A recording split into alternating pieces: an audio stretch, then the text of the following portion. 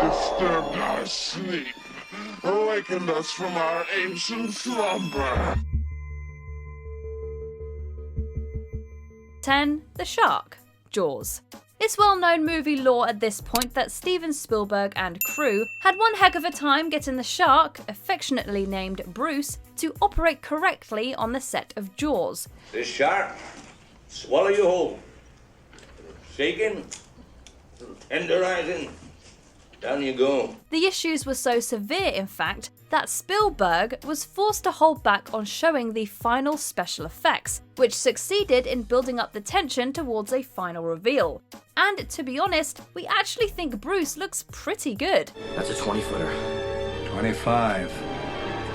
3 tons on them. Worries about the shark looking fake certainly seemed to melt away during scenes such as the first on-screen appearance, or the harrowing demise of Quint late in the film. Jaws is considered an all-time classic for a reason, and one of those reasons is certainly cinema's favourite shark.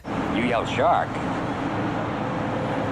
We've got a panic on our hands on the 4th of July. Number 9. Digestion Death. The Blob. There are few horror remakes from the 1980s that have held up as well as 1988's The Blob. The thing on that man's hand killed him, and then it killed Paul. And whatever it is, it's getting bigger. In fact, many fans of the genre point to this entry as perhaps the finest example of the titular creature on screen. It's difficult to argue this point when the gross special effects are on display, such as the graphic digestion of Paul early on in the film. Doctor, come in here quickly! I'm with a patient. There's a man dying in here, hurry! Excuse me a moment. The violence of his death is so brutal and realistic that it becomes difficult to even associate this version with the 1950s counterpart. At the same time, the willingness of director Chuck Russell and crew to absolutely go for it with this level of gross alien slime consumption has made The Blob the stuff of horror legend. I did see your dad killed Paul. Sheriff. How about it, Herb? Can we take her home now? Yeah, you may as well, Tom, and make sure she gets a good sleep, huh? Number 8. Chucky. Child's Play. The production of 1988's Child's Play is another example where restraint and tension actually led to the final effect being all the more impressive. The movie takes a while in building things up to the point where Chucky actually moves, speaks, and comes alive while in the presence of an adult.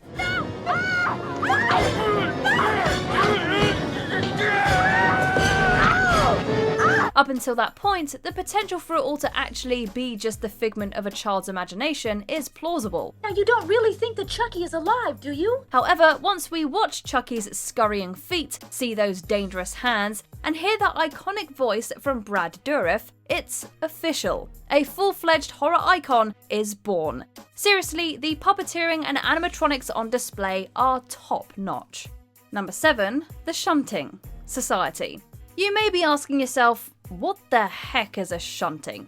To which we'd reply, you're gonna be sorry you asked. After the first shunting, we'll have that special treat we've been hearing so much about. That's because this infamous sequence from the 1989 body horror flick Society is the stuff from which perverse nightmares are born. Special effects guru Screaming Mad George achieves here some sort of absorptive body melding, as high society aliens suck out nutrients from their victim in perhaps the grossest way possible.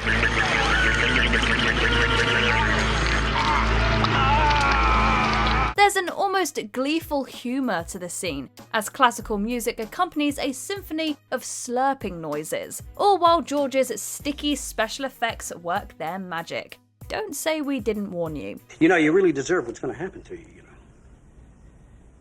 What's gonna happen? You're going to make a wonderful contribution to society. Number 6. Henrietta Nobi. Evil Dead 2.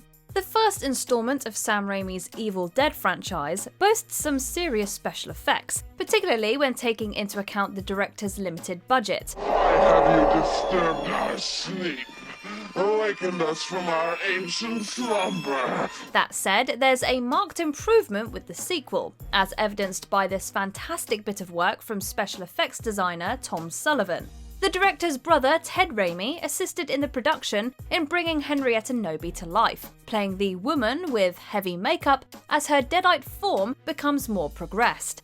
Elsewhere, actor Lou Hancock plays Henrietta in her first deadite form, although we admit to being partial to the creature going full gooseneck, as it were, showcasing first-hand Sullivan's imaginative creations.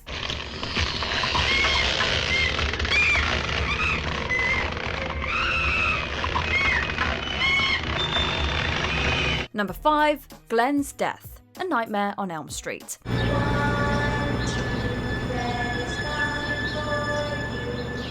The world of special effects is full of questions like, how did they do that? The A Nightmare on Elm Street franchise has been front and centre for a number of such questions, such as the time when the third installment shoves poor Jennifer into a television. This is it, Jennifer. Your big break in TV.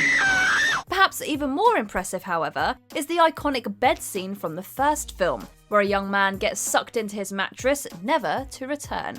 That is, unless you're counting the geyser of blood that shoots out onto the ceiling, in which case Glenn Lance most definitely returned to make an impression. Just not the impression he likely intended. What's the coroner got to say? He's in the jelly puking since he saw it. Number 4. Chestburster, Alien. Directors will often try a number of different approaches with actors, all in order to achieve that one perfect take. I don't want to talk about what it's made of. I'm eating this. What's the matter? The food ain't that bad, baby. Ridley Scott tried something with the iconic chestburster scene from the first Alien film, in that he didn't actually tell the cast what specifically to expect. As a result, the reaction of actors like Veronica Cartwright are very real and very effective, as the whole cast got to view this tiny xenomorph burst out of poor John Hurt's chest. I'm gonna have something to eat before we go back. I need something. Yeah.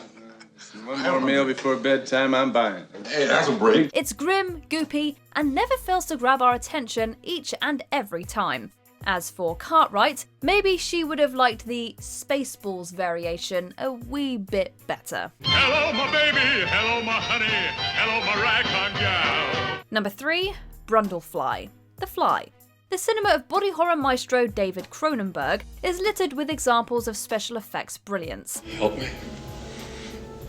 Help me to be human. One of these is the head explosion against which all others are measured, from 1981's Scanners. Elsewhere, the amazing makeup effects used on Jeff Goldblum in Cronenberg's remake of The Fly stand as some of the finest ever achieved. I'm saying, I'll hurt you this day. Goldblum appears practically unrecognisable as Seth Brundle messily devolves into Brundlefly. He gains super strength, sure, but soon pieces of him are starting to fall off, and that acidy spit sure doesn't look too pleasant. Finally, the transformation is complete, and the fly's grotesque final form is revealed. I'm afraid! Don't be afraid! No. Be afraid. Be very afraid. Number 2. Transformation Sequence, An American Werewolf in London. We just mentioned how Cronenberg perfected the subtle art of head explosions with Scanners, but what about werewolf transformations?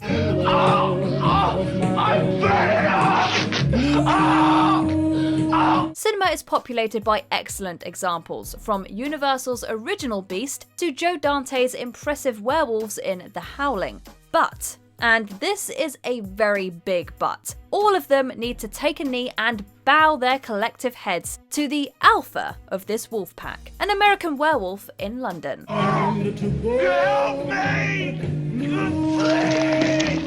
Help me! Director John Landis and special effects legend Rick Baker constructed a transformation sequence that not only looks scary, but looks painful. It convincingly depicts the horror of physically transforming from man to wolf in bone-stretching detail. It's simply the best to ever do it. The goat of wolves, if you will.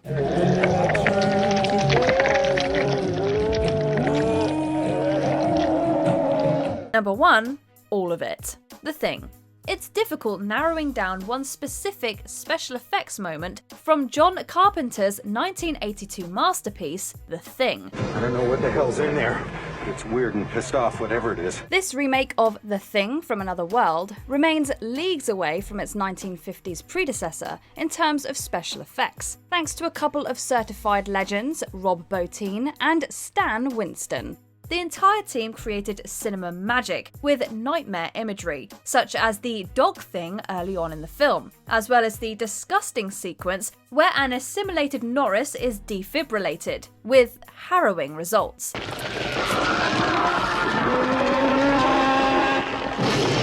The Thing may have flopped during its initial run, but today it's thankfully been adorned with all of its proper genre accolades. It may just be the finest example of practical effects ever laid on film. When this thing attacked our dogs, it tried to digest them, absorb them.